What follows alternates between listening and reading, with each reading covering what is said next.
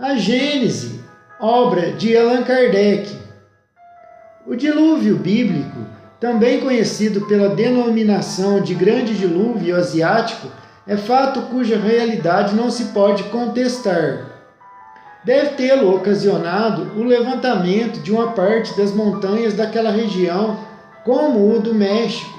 Corrobora esta opinião a existência de um mar interior que ia outrora do Mar Negro ao Oceano Boreal, comprovada pelas observações geológicas. O Mar de Azov, o Mar Cáspio, cujas águas são salgadas, embora nenhuma comunicação tenham com nenhum outro mar, o Lago Aral e os inúmeros lagos espalhados pelas imensas planícies da Tartália e as estepes da Rússia parecem rastos daquele antigo mar. Por ocasião do levantamento das montanhas do Cáucaso, posterior ao dilúvio universal, parte daquelas águas foi recalcada para o norte, na direção do Oceano Boreal, outra parte para o sul, em direção ao Oceano Índico. Estas inundaram e devastaram precisamente a Mesopotâmia e toda a região em que habitaram os antepassados do povo hebreu. Embora esse dilúvio se tenha estendido por uma superfície muito grande, é atualmente ponto averiguado que ele foi apenas local, que não pode ter sido causado pela chuva, pois por muito copiosa que esta fosse, e ainda que se prolongasse por 40 dias, o cálculo prova que a quantidade de água caída das nuvens seria muito insuficiente para cobrir toda a terra, ainda cobrindo todas as mais altas montanhas. Nota de Allan Kardec. O século registrou notável exemplo de um fenômeno desse gênero. A 6 dias de marcha da cidade do México, existia em 1750 uma região fértil e bem cultivada, onde davam em abundância arroz, milho, bananas. No mês de junho, pavorosos temores de terra abalaram o solo, renovando-se continuamente durante 2 meses inteiros. Na noite de 28 para 29 de setembro, violenta convulsão se produziu. Um território de muitas léguas de extensão entrou a erguer-se pouco a pouco, que acabou por alcançar a altitude de 500 pés, numa superfície de 10 léguas quadradas. O terreno ondulava como as vagas do mar ao sopro da tempestade. Milhares de montículos se elevaram e afundavam alternativamente. Afinal, abriu-se um abismo de perto de 3 léguas, donde eram lançados a prodigiosa altura fumo, fogo, pedras esbraseadas e cinzas. 6 montanhas surgiram desse abismo e entre as quais o vulcão a que foi dado o nome de Jorulo, que agora se eleva a 550 metros acima da antiga planície. No momento em que principiaram os abalos do solo, os 2 rios, Cuitimba e São Pedro, refluindo, inundaram toda a planície, hoje ocupada pelo Jorulo. No terreno, porém, que sem cessar se elevava, outro sorvedouro se abriu e os absorveu. Os 2 reapareceram mais tarde a oeste, num ponto muito afastado de seus antigos leitos. Para os homens de então, que não conheciam mais do que uma extensão muito limitada da superfície do globo e que nenhuma ideia tinham da sua configuração, desde que a inundação invadiu os países conhecidos, invadida fora para eles a terra inteira. Se a essa crença aditarmos a forma imaginosa e hiperbólica da descrição, forma peculiar ao estilo oriental, já não nos surpreenderá o exagero da narração bíblica. O dilúvio asiático foi evidentemente posterior ao aparecimento do homem na terra, visto que a lembrança dele se conservou pela tradição em todos os povos daquela parte do mundo, os quais o consagraram em suas teogonias.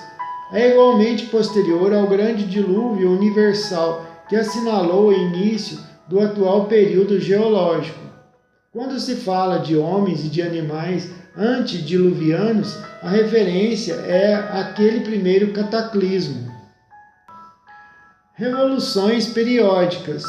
Além do seu movimento atual em torno do Sol, origem das estações, do seu movimento de rotação sobre si mesmo em 24 horas, origem do dia e da noite, tem a Terra um terceiro movimento que se completa em cerca de 25 mil anos, ou mais exatamente em 25.868 anos, e que produz o fenômeno denominado em astronomia precessão dos equinócios. Este movimento, que não se pode explicar em poucas palavras, sem o auxílio de figuras e sem uma demonstração geométrica, consiste numa espécie de oscilação circular que se há comparado a de um peão a morrer e por virtude da qual o eixo da Terra, mudando de inclinação, descreve um duplo cone cujo vértice está no centro do planeta, abrangendo as bases desses cones a superfície circunscrita pelos círculos polares, isto é, uma amplitude de 23 graus e meio de raio. O equinócio é o instante em que o Sol, passando de um hemisfério a outro, se encontra perpendicular ao Equador, o que acontece 2 vezes por ano, a 21 de março, quando o Sol passa para o hemisfério boreal, e a 22 de setembro, quando volta ao hemisfério austral. Mas, em consequência da gradual mudança da obliquidade do eixo, o que acarreta outra mudança na obliquidade do Equador sobre a elíptica, o momento do equinócio avança cada ano de alguns minutos, 25 minutos e 7 segundos. A esse avanço é que se deu o nome de precessão dos equinócios, do latim praecessão, ação de preceder. Com o tempo, esses poucos minutos fazem horas, dias, meses e anos, resultando daí que o equinócio da primavera, que agora se verifica no mês de março, em dado tempo se verificará em fevereiro, depois em janeiro, depois em dezembro. Então, o mês de dezembro terá a temperatura de março e março a de junho, e assim por diante, até que, voltando ao mês de março, as coisas se encontrarão de novo no estado atual, o que se dará ao cabo de 25.868 anos, para recomeçar indefinidamente a mesma revolução. Desse movimento cônico do eixo resulta que os polos da Terra não olham constantemente os mesmos pontos do céu, que a estrela polar não será sempre estrela polar, que os polos gradualmente se inclinam mais ou menos para o Sol e recebem deles raios ou menos diretos, de onde se segue que a Islândia e a Lapônia, por exemplo, localizadas sobre o círculo polar, poderão em dado tempo receber raios solares como se estivessem na latitude da Espanha e da Itália, e que na posição do extremo oposto, a Espanha e a Itália poderão ter a temperatura da Islândia e da Lapônia, e assim por diante, a cada renovação do período de 25 mil anos. Ainda não puderam ser determinadas com precisão as consequências deste movimento, porque somente se há podido observar uma pequena parte da sua revolução. A respeito, pois, não há mais do que presunções, algumas das quais com caráter de probabilidade. Essas consequências são o aquecimento e o resfriamento alternativo dos polos e, por conseguinte, a fusão dos gelos polares durante a metade do período de 25 mil anos e a nova formação deles durante a outra metade desse período. Resultaria daí não estarem os polos condenados a uma perpétua esterilidade, cabendo-lhes gozar ao seu turno dos benefícios da fertilidade. O deslocamento gradativo do mar, fazendo-o invadir pouco a pouco umas terras e pôr a descoberto outras, para de novo as abandonar, voltando ao seu leito anterior. Esse movimento periódico indefinidamente renovado, constituiriam uma verdadeira maré universal de 25 mil anos. A lentidão com que se opera esse movimento do mar torna-o quase imperceptível para cada geração. Faz-se, porém, sensível ao cabo de alguns séculos. Nenhum cataclismo súbito pode ele causar, porque os homens se retiram de geração em geração à proporção que o mar avança e avançam pelas terras de onde o mar se retira. É a essa causa mais que provável que alguns sábios atribuem o afastamento do mar de certas costas e a invasão de outras por ele. O deslocamento demorado, gradual e periódico do mar é fato que a experiência comprova e numerosos exemplos confirmam em todos os pontos do globo. Tem por efeito entretenimento das forças produtivas da terra. A longa imersão é para os terrenos um tempo de repouso, durante o qual eles recuperam os princípios vitais esgotados por uma não menos longa produção. Os imensos depósitos de matérias orgânicas formados pela permanência das águas durante séculos e séculos são adubações naturais periódicas, renovadas, e as gerações se sucedem sem se aperceberem de tais mudanças na natureza.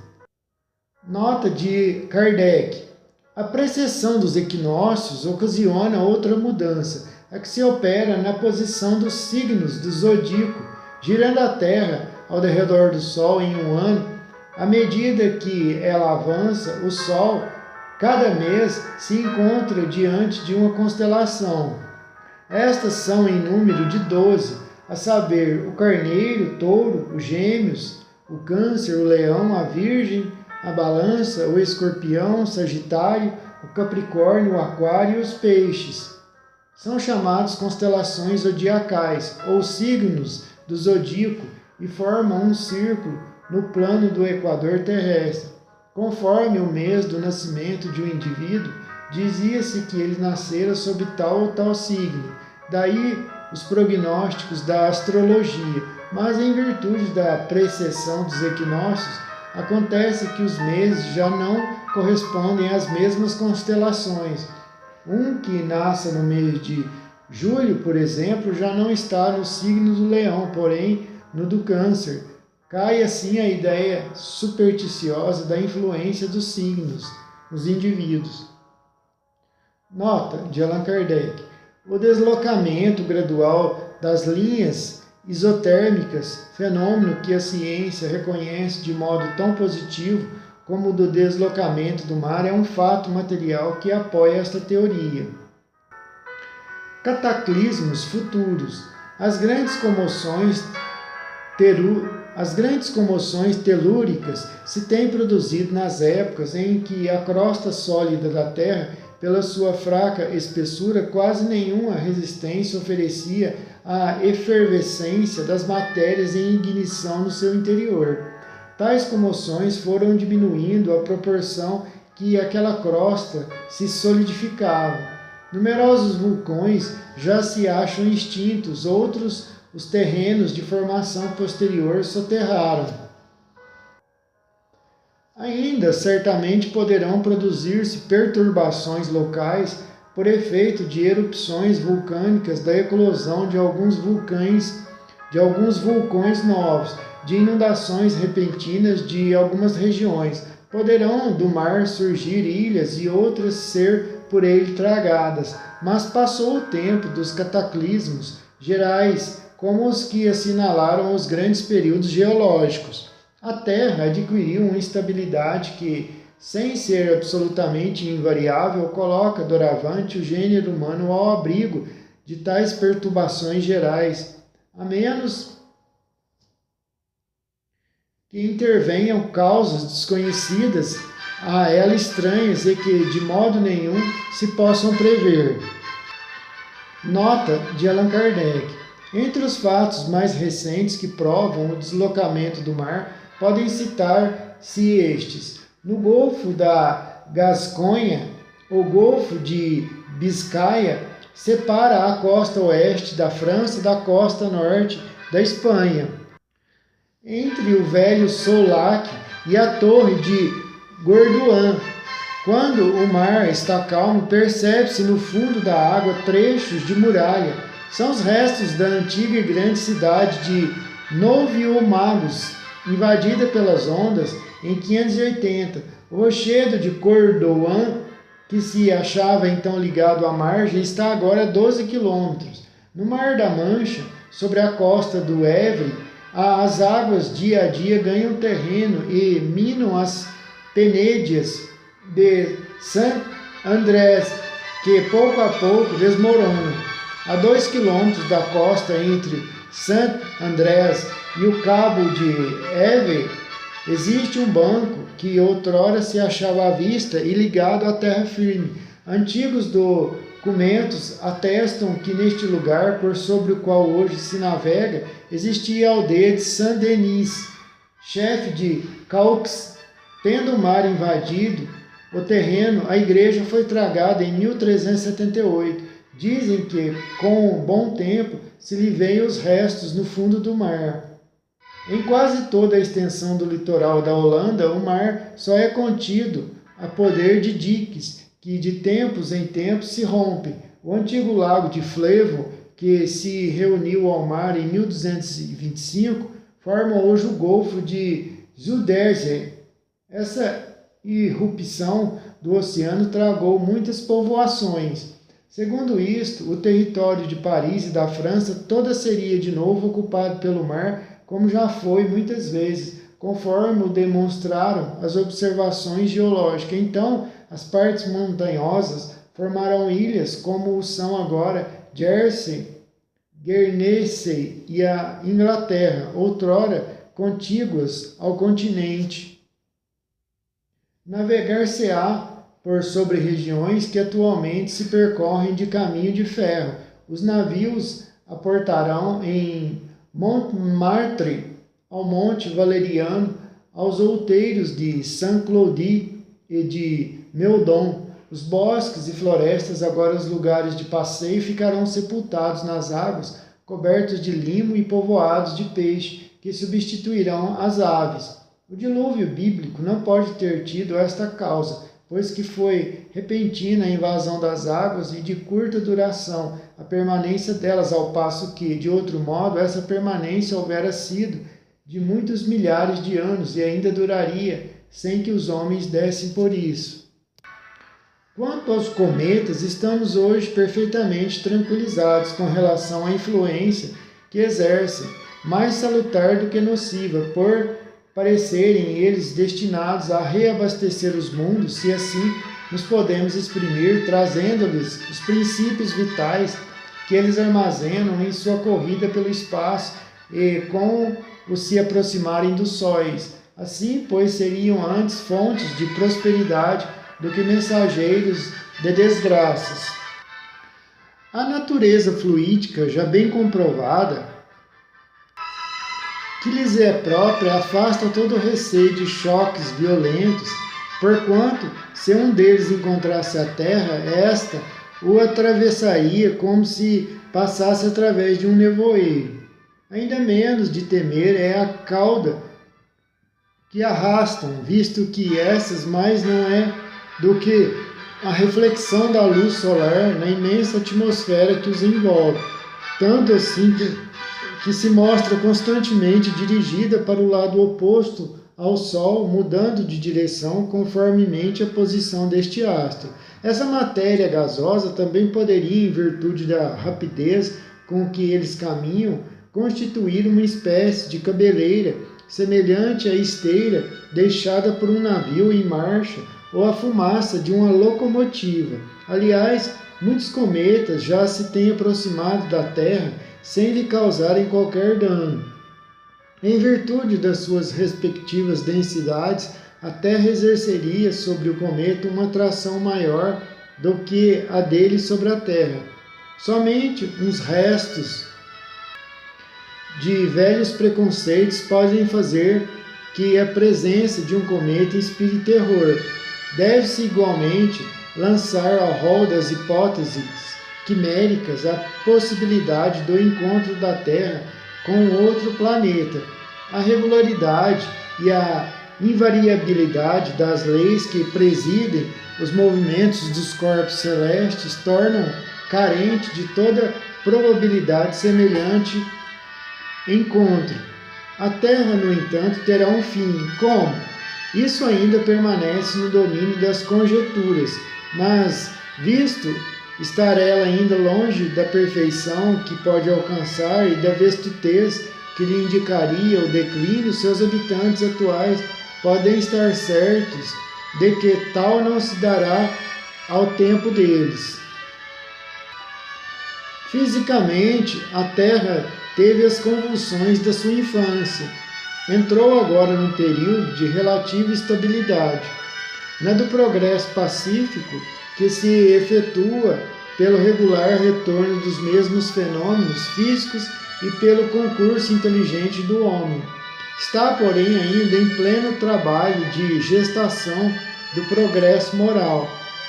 Aí residirá a causa das suas maiores comoções, até que a humanidade se haja avantajado suficientemente em perfeição pela inteligência e pela observância das leis divinas. As maiores perturbações ainda serão causadas pelos homens, mais do que pela natureza, isto é, serão antes morais e sociais do que físicas. Aumento ou diminuição do volume da Terra. O volume da Terra aumenta, diminui ou permanece estacionário. Alguns, para sustentar que o volume da Terra aumenta, se fundam em que as plantas dão ao solo mais do que dele tiram, o que, se num sentido é exato, no outro não é. As plantas se nutrem tanto e até mais das substâncias gasosas que aurem na atmosfera, quanto das que sugam pelas raízes. Ora, a atmosfera faz parte integrante do globo. Os gases que a constituem provêm da decomposição dos corpos sólidos e estes, recompondo-se, retomam o que lhe haviam dado. É uma troca, ou antes, uma perpétua transformação, de tal sorte que, operando-se o crescimento deles com o auxílio dos elementos constitutivos do globo, os despojos dos vegetais e dos animais, por muito consideráveis que sejam, não lhes aumentam de um átomo a massa. Se por essa causa a parte sólida do globo aumentasse de modo permanente, isso se daria à custa da atmosfera, que diminuiria de outro tanto e acabaria por se tornar imprópria à vida, se não recuperasse pela decomposição dos corpos sólidos o que perde pela composição deles. Nota: cai na Rússia, região dos montes Urais, um meteoro. A rocha, estimada em 10 toneladas, entrou na atmosfera e começou a se desfazer. A onda de choque causada por sua queda quebrou vidraças, balançou prédios, causando ferimentos em 1.100 pessoas. Hoje sabemos que o núcleo cometário é sólido, formado por gelo e rocha, e que um impacto direto com a Terra ou outro planeta qualquer poderia causar sérios danos. Nota de Allan Kardec: o cometa de 1861 atravessou a órbita da Terra num ponto do qual esta se achava a uma distância de apenas 20 horas. A Terra esteve, portanto, mergulhada na atmosfera dele, sem que daí resultasse nenhum acidente. Data da queda do meteoro na Rússia: 15/2/2013. Nota: o movimento orbital dos planetas em torno do Sol é rígido por 3 propriedades conhecidas como leis de Kepler. Lei primeira: os planetas descrevem elipses, das quais o Sol é um dos focos. 2. Lei: as áreas percorridas pelo raio vetor, reta que une um planeta ao Sol, são proporcionais ao tempo gasto em percorrê-las. 3. Lei: os quadrados dos tempos de evolução são proporcionais aos cubos dos eixos maiorais das órbitas, dos semi-eixos maiorais das órbitas. Na origem da Terra, as primeiras camadas geológicas se formaram das matérias sólidas momentaneamente volatizadas por efeito da alta temperatura e que, condensadas mais tarde pelo resfriamento, se precipitaram. Incontestavelmente, elas elevaram um pouco a superfície do solo, mas nem acrescentarem coisa alguma à massa total, pois que ali apenas havia um deslocamento de matéria, mas sem acrescentarem. Quando expurgada dos elementos que continha em suspensão, a atmosfera se encontrou no estado normal. As coisas tomaram o curso regular em que depois seguiram. Hoje, a menor modificação na constituição da atmosfera acarretaria forçosamente a destruição dos atuais habitantes da Terra. Mas também é provável que novas raças se formassem noutras condições. Considerada desse ponto de vista, a massa do globo, isto é, a soma das moléculas que compõem o conjunto de suas partes sólidas, líquidas e gasosas, é incontestavelmente a mesma, desde a sua origem.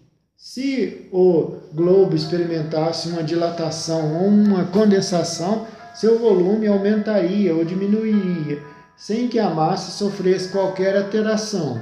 Portanto, se a Terra aumentasse de massa, o fato seria efeito de uma causa estranha, pois que ela não poderia tirar de si mesma os elementos necessários ao seu aumento. Há uma opinião segundo a qual o globo aumentaria de massa e de volume pelo afluxo da matéria cósmica interplanetária.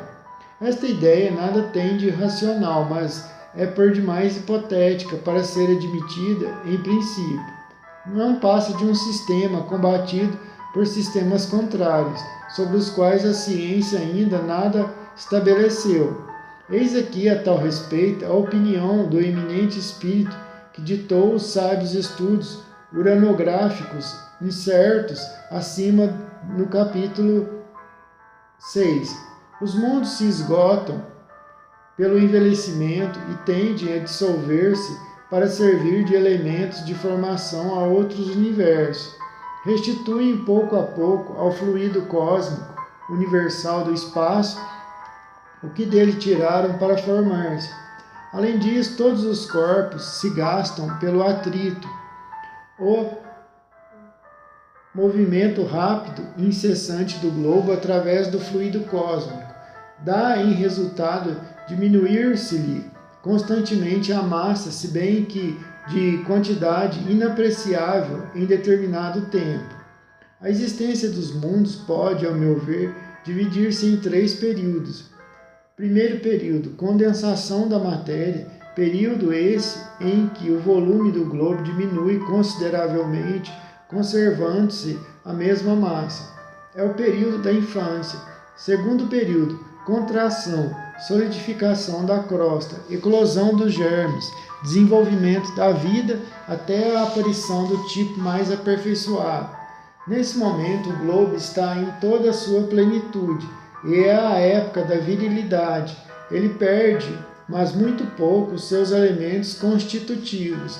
À medida que seus habitantes progridem espiritualmente, passa ele ao período de descrescimento material. Sofre perdas não só em consequência do atrito, mas também da degradação, desagregação das moléculas, como uma pedra dura que, corroída pelo tempo, acaba reduzida a poeira.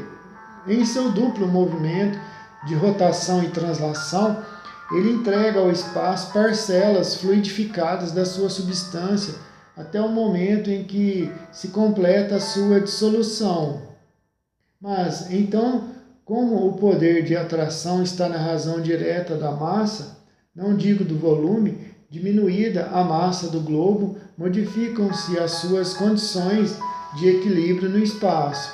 Dominado por planetas mais poderosos, aos quais ele não pode fazer contrapeso, resultam daí desvios nos seus movimentos e, portanto, também profundas mudanças nas condições da vida em sua superfície.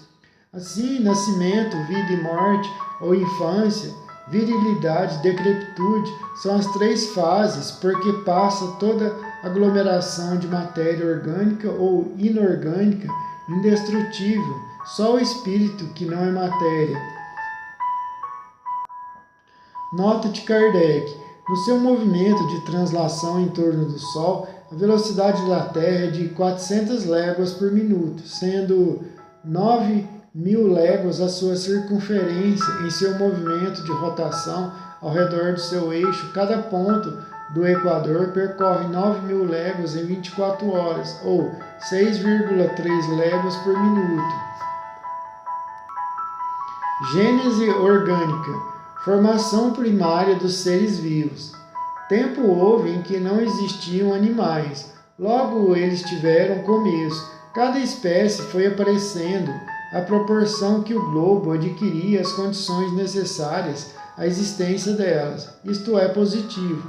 Como se formaram os primeiros indivíduos de cada espécie? Compreende-se que, existindo um primeiro casal, os indivíduos se multiplicaram. Mas esse primeiro casal, de onde saiu? É um desses mistérios que entendem com o princípio das coisas e sobre os quais apenas se podem formular hipóteses. A ciência ainda não pode resolver o problema, pode, entretanto, pelo menos encaminhá-lo para a solução. É esta questão primordial que se apresenta. Cada espécie animal saiu de um casal primitivo ou de muitos casais criados, ou, se o preferirem, germinados simultaneamente em diversos lugares. Esta última suposição é a mais provável.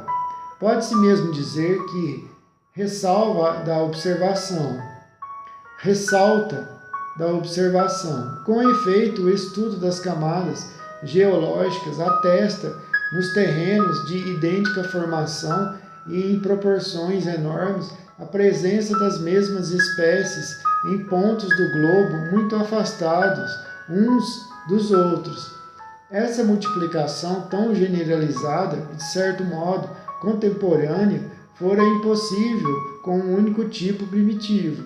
Do outro lado, a vida de um indivíduo, sobretudo de um indivíduo nascente, está sujeita a tantas vicissitudes que toda uma criação poderia ficar comprometida sem a pluralidade dos tipos, o que implicaria uma imprevidência inadmissível da parte do Criador Supremo. Aliás, se num ponto um tipo se pode formar em muitos outros pontos, ele poderia formar igualmente, por efeito da mesma causa. Tudo, pois, concorre a provar que houve criação simultânea e múltipla dos primeiros casais de cada espécie animal e vegetal. A formação dos primeiros seres vivos se pode deduzir por analogia da mesma lei em virtude da qual se formaram e formam todos os dias os corpos inorgânicos. À medida que se aprofunda o estudo das leis da natureza, as engrenagens que de início pareciam tão complicadas se vão simplificando e confundindo na grande lei de unidade que preside a toda a obra da criação. Isso se compreenderá melhor quando estiver compreendida a formação dos corpos inorgânicos, que é o degrau primário daquela outra. A química considera elementos umas tantas substâncias como o oxigênio, o hidrogênio, o azoto, o carbono, o cloro, o iodo, o flúor, o enxofre, o fósforo e todos os metais. Combinando-se, elas formam os corpos compostos, os óxidos, os ácidos, os álcalis, os sais e as inúmeras variedades que resultam da combinação destes. A combinação de dois corpos para formar um terceiro exige especial concurso de circunstâncias, seja um determinado grau de calor, de sequidão ou de umidade, seja um movimento ou repouso, seja uma corrente elétrica, etc. Seja um movimento ou repouso, seja uma corrente elétrica, etc. Se essas circunstâncias não se verificarem, a combinação não se operará. Nota da editora. Segundo Charles Darwin, 1809-1882, naturalista britânico, autor de Sobre a Origem das Espécies por meio de Seleção Natural, 1859, as espécies teriam evoluído pelo processo de seleção natural, ou seja, os indivíduos mais aptos a sobreviver em um determinado ambiente apresentam mais probabilidade de gerar uma prole que herde suas características genéticas e, por sua vez, sofrem imperceptíveis mutações genéticas de geração em geração. Ao longo de séculos, o acúmulo de pequenas mutações genéticas acaba resultando em grandes modificações e aperfeiçoamentos se compararmos com a primeira geração daquela espécie, podendo surgir até novas espécies, bem diversas da primeira. A teoria mais aceita atualmente é, então, a de que todas as espécies do planeta estão de alguma forma interligadas, das mais simples às mais complexas. Quando há combinação, os corpos componentes perdem suas propriedades características, enquanto o composto que deles resulta adquire outras diferentes das daqueles. É assim, por exemplo, que o oxigênio e o hidrogênio, que são gases invisíveis quimicamente combinados, formam a água, que é líquida, sólida ou vaporosa, conforme a temperatura. Na água, a bem dizer, já não há oxigênio nem hidrogênio, mas um corpo novo.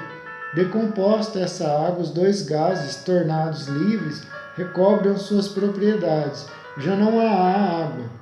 A mesma quantidade desse líquido pode ser assim, alternativamente, decomposta e recomposta ao infinito. A composição e decomposição dos corpos se dão em virtude do grau de afinidade que os princípios elementares guardam entre si. A formação da água, por exemplo, resulta da afinidade recíproca que existe entre o oxigênio e o hidrogênio. Mas, se puser em contato com a água um corpo que tenha com o oxigênio mais afinidade do que a que este tem com o hidrogênio, a água se decompõe. O oxigênio é absorvido e o hidrogênio se liberta. Já não haverá água. Os corpos compostos se formam sempre em proporções definidas, isto é, pela combinação de uma certa quantidade dos princípios constituintes. Assim, para formar a água, são necessárias uma parte de oxigênio e duas de hidrogênio. Se duas partes de oxigênio forem combinadas com duas de hidrogênio, em vez de água, ter-se-á o deutóxido de hidrogênio, líquido corrosivo, formado, no entanto, dos mesmos elementos que entram na composição da água, porém noutra proporção. Tal, em poucas palavras, a lei que preside a formação de todos. Tal, em poucas palavras, a lei que preside a formação de todos os corpos da natureza. A inumerável variedade deles resulta de um número pequeno de princípios elementares combinados em proporções diferentes. Por exemplo, o oxigênio, combinado em certas proporções com o carbono, o enxofre, o fósforo, forma os ácidos carbônico, sulfúrico, fosfórico. O oxigênio e o ferro formam o óxido de ferro ou ferrugem. O óxido e o chumbo, ambos inofensivos, dão origem aos óxidos de chumbo, tais como litárgio, o alvaide, o mínio, que são venenosos.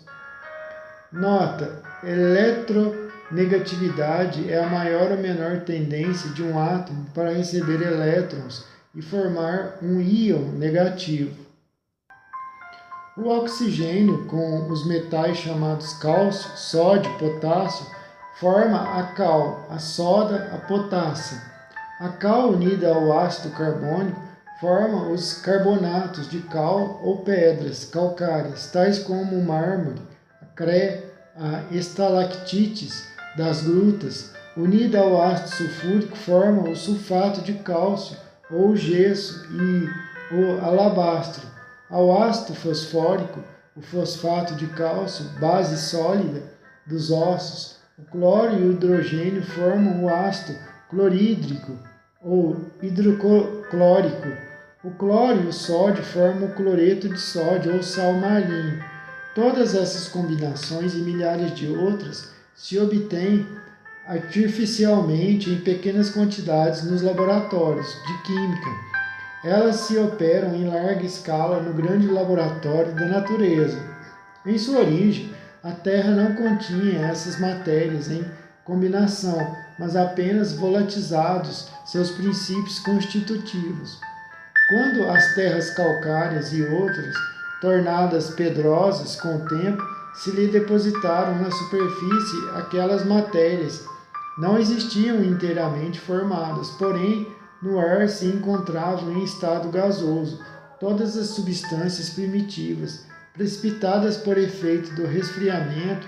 Essas substâncias, sob o império de circunstâncias favoráveis, se combinaram segundo o grau de sua afinidade moleculares.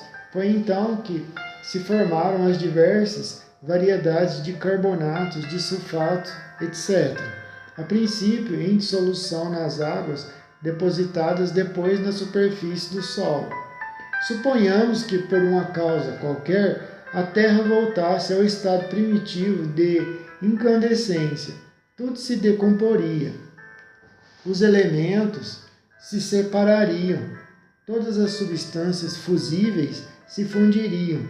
Todas as que são volatizáveis se volatizariam. Depois, outro resfriamento determinaria nova precipitação e de novo se formariam as antigas combinações. Estas considerações provam quanto a química era necessária para a inteligência da gênese. Antes de se conhecerem as leis da afinidade molecular, não era possível compreender-se a formação da Terra. Esta ciência lançou grande luz sobre a questão, como fizeram a astronomia e a geologia de outros pontos de vista. Na formação dos corpos sólidos, um dos mais notáveis fenômenos é o da cristalização, que consiste na forma regular que assumem certas substâncias ao passarem do estado líquido ou gasoso ao estado sólido.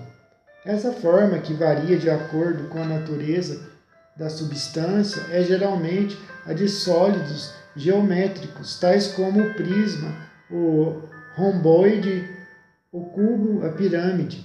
Toda a gente conhece os cristais de açúcar Candy. Os cristais de rocha ou sílica cristalizada são prismas de 6 faces que terminam em pirâmide igualmente hexagonal. O diamante é carbono puro ou carvão cristalizado. Os desenhos que no inverno se produzem sobre as vidraças são devidos à cristalização do vapor de água durante a congelação sob a forma de agulhas prismáticas. A disposição regular dos cristais corresponde à forma particular das moléculas de cada corpo. Essas partículas, para nós infinitamente pequenas, mas que não deixam por isso de ocupar um certo espaço, solicitadas umas para as outras pela atração molecular, se arrumam e justapõem, segundo o exigem suas formas, de maneira a tomar cada um o seu lugar em torno do núcleo, ou primeiro centro de atração, e a constituir um conjunto simétrico. A cristalização só se opera em certas circunstâncias favoráveis, fora das quais ela não pode dar-se. São condições essenciais o grau da temperatura e o repouso absoluto. Compreende-se que um calor muito forte, mantendo afastadas as moléculas, não lhes permitiria condensarem-se, e que a agitação, impossibilitando-lhes um arranjo simétrico, não lhes consistiria formar senão uma massa confusa e irregular, donde o não haver cristalização propriamente dita. A lei que preside a formação dos minerais conduz naturalmente a formação dos corpos orgânicos. A análise química mostra que todas as substâncias vegetais e animais são compostas dos mesmos elementos que os corpos inorgânicos. Desses elementos são o oxigênio, o hidrogênio, o azoto e o carbono os que desempenham o papel principal. Os outros entram acessoriamente, como no reino mineral. A diferença de proporções na combinação dos referidos elementos produz todas as variedades de substâncias orgânicas e suas diversas propriedades, tais como os músculos, os ossos, o sangue, a bile, os nervos, a matéria cerebral, a gordura nos animais, a seiva, a madeira, as folhas, os frutos, as essências, os óleos, as resinas, etc. Nos vegetais, assim na formação dos animais e das plantas. Nenhum corpo especial entra que igualmente não se encontre no reino mineral.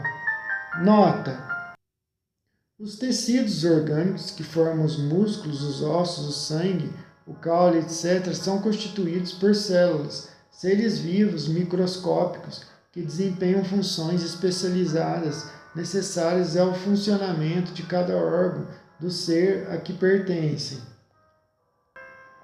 Alguns exemplos comuns darão a compreender as transformações que se operam no reino orgânico pela só modificação dos elementos constitutivos. No suco da uva não há vinho nem álcool, mas apenas água e açúcar. Quando o suco fica maduro e são propícias as condições, produz-se nele um trabalho íntimo a que se dá o nome de fermentação. Por esse trabalho, uma parte do açúcar se decompõe. O oxigênio, o hidrogênio e o carbono se separam e combinam nas proporções necessárias a produzir o álcool, de sorte que, em bebendo suco de uva, não se bebe realmente álcool, pois que este ainda não existe. Ele se forma das partes constituintes da água e do açúcar, sem que haja, em suma, uma molécula a mais ou a menos. No pão e nos legumes que se come, não há certamente carne, nem sangue, nem osso, nem bile, nem matéria cerebral. Entretanto, esses mesmos alimentos decompõem-se e, recompondo-se pelo trabalho da digestão, produzem aquelas diferentes substâncias, tão só pela transmutação de seus elementos constitutivos. Na semente de uma árvore não há madeiras, folhas, flores ou frutos, e fora erro poeiro crer-se que a árvore inteira, sob microscópica forma, ali se encontra. Quase não há sequer na semente oxigênio, hidrogênio e carbono em quantidade necessária a formar uma folha da árvore. A semente contém um germe que desabrocha em favoráveis condições. Esse germe se desenvolve por efeito dos sucos que aure da terra e dos gases que aspira do ar. Tais sucos, que não são lenho, nem folhas, nem flores, nem frutos, infiltrando-se na planta, lhe formam a seiva, como nos animais formam o sangue. Levada pela circulação a todas as partes do vegetal, a seiva, conforme o órgão a que vai ter onde sofre uma elaboração especial, se transforma em lenho, folhas e frutos, como o sangue se transforma em carne, osso, bile, etc. Contudo, são sempre os mesmos elementos, oxigênio, hidrogênio, azoto e carbono, diversamente combinados. As diferentes combinações dos elementos para a formação das substâncias minerais, vegetais e animais não podem, pois, operar-se a não ser nos meios e em circunstâncias propícias. Fora dessas circunstâncias, os princípios elementares estão numa espécie de inércia, mas desde que as circunstâncias se tornam favoráveis, começa um trabalho de elaboração. As moléculas entram em movimento, agitam-se e atraem-se, aproximando-se e se separam em virtude da lei de afinidade, e por suas múltiplas combinações compõem a infinita variedade das substâncias. desapareçam essas condições e o trabalho subitamente cessa para recomeçar quando elas de novo se apresentarem. É assim que a vegetação se ativa, enfraquece, para e prossegue, sob a ação do calor, da luz, da umidade, do frio ou da seca, que esta planta prospera num clima ou num terreno e se estiola ou perece noutros. O que diariamente se passa às nossas vistas pode colocar-nos na pista do que se passou na origem dos tempos, porquanto as leis da natureza não variam, visto que são os mesmos elementos constitutivos dos seres orgânicos e inorgânicos que os sabemos formar incessantemente em dadas circunstâncias as pedras, as plantas e os frutos. Podemos concluir daí que os corpos dos primeiros seres vivos se formaram como as primeiras pedras, pela reunião das moléculas elementares, em virtude da lei de afinidade, à medida que as condições da vitalidade do globo foram propícias a esta ou aquela espécie. A semelhança de forma e de cores na reprodução dos indivíduos de cada espécie pode comparar-se à semelhança de forma de cada espécie de cristal, justapondo-se sob a ação da mesma lei, as moléculas produzem conjunto análogo. Princípio vital. Dizendo que as plantas e os animais são formados dos mesmos princípios constituintes dos minerais, falamos em sentido exclusivamente material, pois que aqui apenas do corpo se trata, sem falar do princípio inteligente, que é questão à parte. Há na matéria orgânica um princípio especial, inapreensível e que ainda não pode ser definido. O princípio vital. Ativo no ser vivente, esse princípio se acha extinto no ser morto, mas nem por isso deixa de dar às substâncias propriedades que as distinguem das substâncias inorgânicas. A química que decompõe e recompõe a maior parte dos corpos inorgânicos também conseguiu decompor os corpos orgânicos, porém jamais chegou a reconstituir sequer uma folha morta. Prova evidente de que há nestes últimos o que quer que seja inexistente nos outros. Será o princípio vital alguma coisa particular que tenha existência própria? Ou integrado no sistema da unidade do elemento gerador, apenas será um estado especial, uma das modificações do fluido, pela qual este se torne princípio de vida, como se torna luz, fogo, calor e eletricidade. É neste último sentido que as comunicações acima reproduzidas resolvem a questão. Seja, porém, qual for a opinião que se tenha sobre a natureza do princípio vital, o certo é que ele existe, pois que se lhe apreciam os efeitos. Pode-se, portanto, logicamente admitir que, ao se formarem os seres orgânicos, assimilaram o princípio vital por ser necessário a destinação deles, ou, se o preferirem, que esse princípio se desenvolveu em cada indivíduo, por efeito mesmo da combinação dos elementos, tal como se desenvolvem, dada certa circunstância, o calor, a luz e a eletricidade. Nota: hoje sabemos que os processos de reprodução de qualquer ser vivo dependem das informações contidas nos genes dos ascendentes do ser que está sendo gerado. Cada indivíduo, com as características e funções de seus órgãos, está relacionado com o ambiente em que vive, o que torna melhor adaptado e garante a sobrevivência da sua espécie. Combinando-se sem o princípio vital, o oxigênio, o hidrogênio, o azoto e o carbono unicamente teriam formado um mineral ou corpo inorgânico. O princípio vital, modificando a constituição molecular desse corpo, dá-lhe propriedades especiais. Em lugar de uma molécula mineral, tem-se uma molécula de matéria orgânica.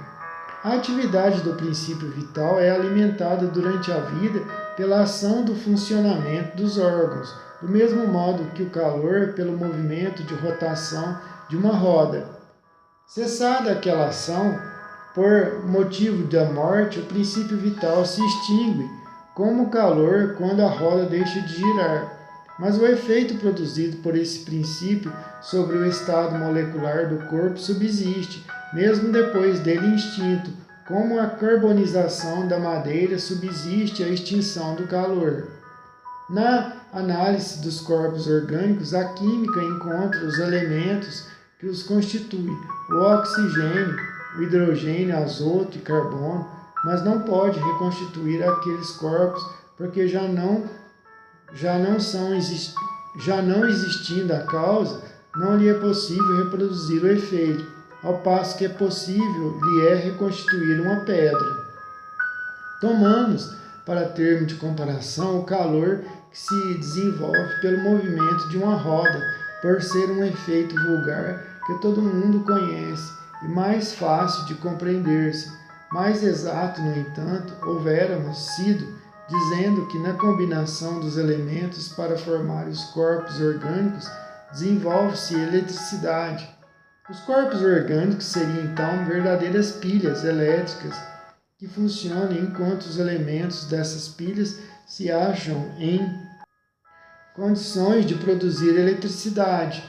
É a vida, que deixam de funcionar quando tais condições desaparecem. É a morte. Segundo essa maneira de ver, o princípio vital não seria mais do que uma espécie particular de eletricidade, denominada eletricidade animal, que durante a vida se desprende pela ação dos órgãos e cuja produção cessa quando da morte por extinguir tal ação. Nota da editora. Hoje sabemos que se refere às células. O metabolismo celular na troca iônica da bomba de sódio e potássio produz uma diferença de potencial elétrico, ou seja, produz eletricidade animalizada, pois que é realizada por um ser vivo, a célula. Com a morte da célula, cessa a produção de eletricidade resultante de seu metabolismo, do conjunto dos órgãos do corpo como um todo. Geração espontânea. É natural se pergunte por que não mais se formam seres vivos nas mesmas condições em que se formaram os primeiros que surgiram na Terra. Sobre esse ponto, não pode deixar de lançar luz a questão da geração espontânea, que tanto preocupa a ciência, embora ainda esteja diversamente resolvida. O problema é este: formam-se nos tempos atuais seres orgânicos pela simples reunião dos elementos que os constituem, sem germes, previamente produzidos pelo modo ordinário de geração ou, por outra, sem pais nem mães. Os partidários da geração espontânea respondem afirmativamente, apoiando-se em observações diretas que parecem concludentes. Pensam outros que todos os seres vivos se reproduzem uns pelos outros, firmados sobre o fato que a experiência comprova, de que os germes de certas espécies vegetais e animais, mesmo os dispersos, conservam latente vitalidade durante longo tempo, até que as circunstâncias lhes favoreçam a eclosão. Esta maneira de entender deixa sempre em aberto a questão da formação dos primeiros tipos de cada espécie. Sem discutir os dois sistemas, convém acentuar que o princípio da geração espontânea, evidentemente, só se pode aplicar aos seres das ordens mais ínfimas do reino vegetal e do reino animal, aqueles em os quais a vida começa a despontar em um organismo extremamente simples e, de certo modo, rudimentar. Foram esses, com efeito, os primeiros que apareceram na Terra e cuja formação houve de ser espontânea. Assistiríamos, assim, a uma criação permanente, análoga à que se produziu nas primeiras idades do mundo. Mas então, por que não se formam da mesma maneira os seres de complexa organização? Que esses seres não existiram sempre é fato positivo, logo tiveram um começo. Se o musgo, o líquen, o zoófito, o infusório, os vermes intestinais e outros podem produzir-se espontaneamente, por que não se dá o mesmo com as árvores, os peixes, os cães e os cavalos.